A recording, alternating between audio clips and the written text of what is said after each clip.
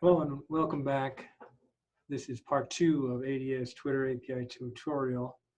In the first tutorial, we really kind of glossed over quite a few details in the interest of providing a simple and clear logic for doing the assignment. And now we're going to stop and look at some of those details which really are in themselves quite interesting and important. In particular, feature vectorization, and some of the text processing details associated with this assignment and the area of natural language processing in general. Natural language processing is itself a huge field which relates to computation, data science, cognition, psychology, artificial intelligence. So much of intelligence and knowledge is related to language. In the case of data science, there are efforts to understand natural language and represent it. And so, again, it's a huge field. In this assignment, we are interested in what might be considered a branch of natural language processing called text mining, where we're really looking for words or instances of entities. And so named entity recognition is another phrase which is used, but we're basically looking at these tweets as a bunch of words. We're ignoring the order of those words, and we're trying to see patterns in the occurrences of those words. So let's look again at some of these details. Again, this tutorial was originated by J.T. Wallahan, former TA. Thanks, J.T. I have taken what he's done and added a few things and put it into a Jupyter notebook with Python kernel to help demonstrate. I've already run the code cells that we've covered in the first tutorial, or some of them, and gotten to the point where we have gotten the data, gotten the tweets from the Twitter API. Now we can convert into data frames. And we did inspect the data frames to some extent last time, but in a way that isn't particularly human readable. Let's look at one of those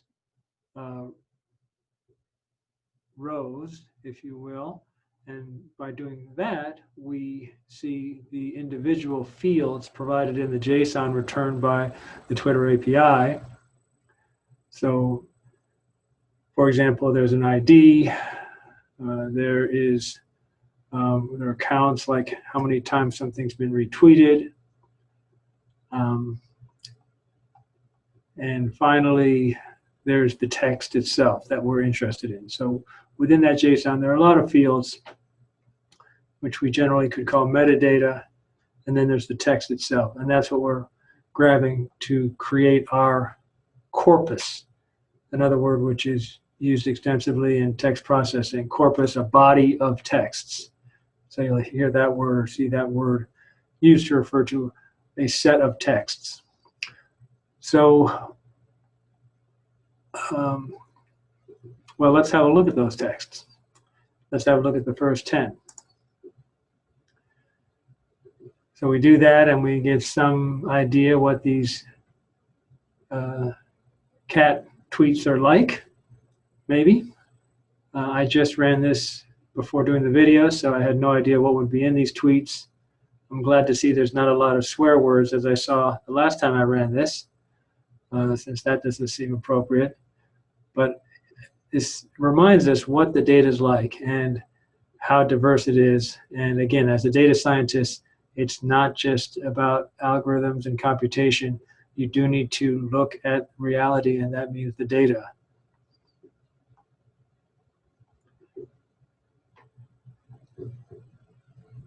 We go ahead and replace those cats and dog hashtags with blah. And let's make sure that that worked. And sure enough, we see the occurrences of blah. Now to this topic of vectorization.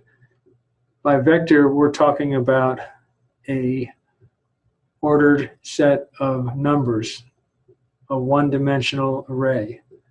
And in computation and machine learning, we need numbers, not text or categorical fields particularly. So vectorization, in a sense, means turning some sort of input into numbers, which can then be processed by machine learning.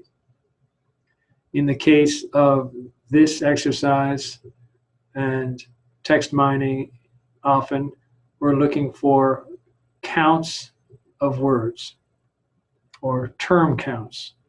And we then generate term document matrices, which are sets of vectors, each of which contains the counts of terms for a given document in a corpus. So that's what these lines do, converting our textual data into numerical data for processing. So let's go ahead and do that. This is the same code as in the first part of the tutorial, first tutorial. And that vectorizer, which comes from scikit-learn, is an object which can tell us quite a bit. For example, what are those features which it has detected in this corpus? Those features are, of course, words. So we have a look, and we see some English words and some things which are not English words, but are strings in these texts.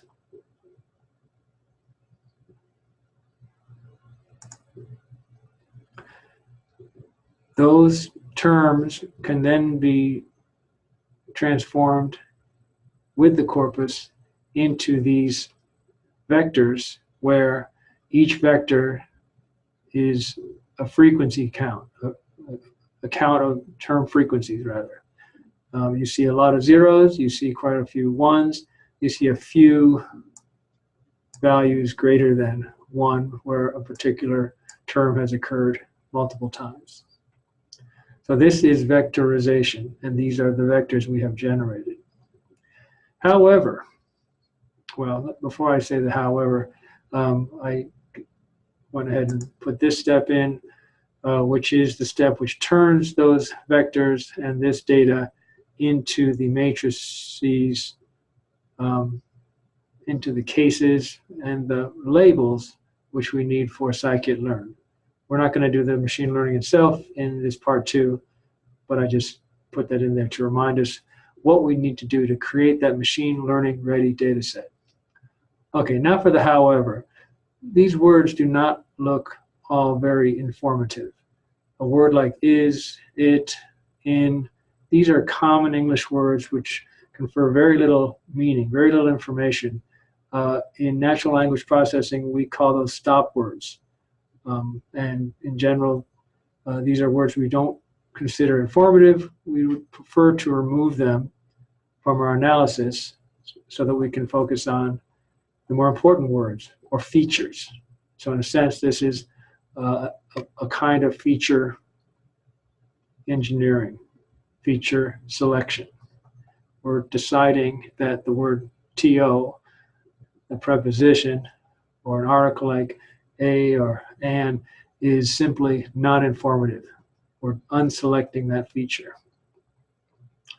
Well, how do we do that? Well, let's get a list of those non-informative words which have the term stop words in natural language processing.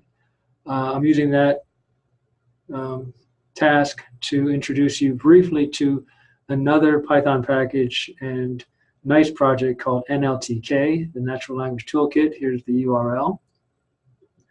We can import that package, get their list of English, well, their list of stop words, their sets of stop words, and get the English subset. You can have a look at it. These are words in their stop word list. We can then rerun the count vectorizer from scikit-learn using those stop words. When we do that, we should no longer see these stop words in our features. And that appears to be the case. that helps us to engineer our features to be more meaningful. We still see some terms which perhaps are not so good, and we could take additional steps to engineer our features even better, but it's one step in the right direction. I'm going to stop it there. There's much more to tell about natural language processing and these packages and tools, but I hope that that helps you not only to do this assignment, but to understand a bit more about this really cool area.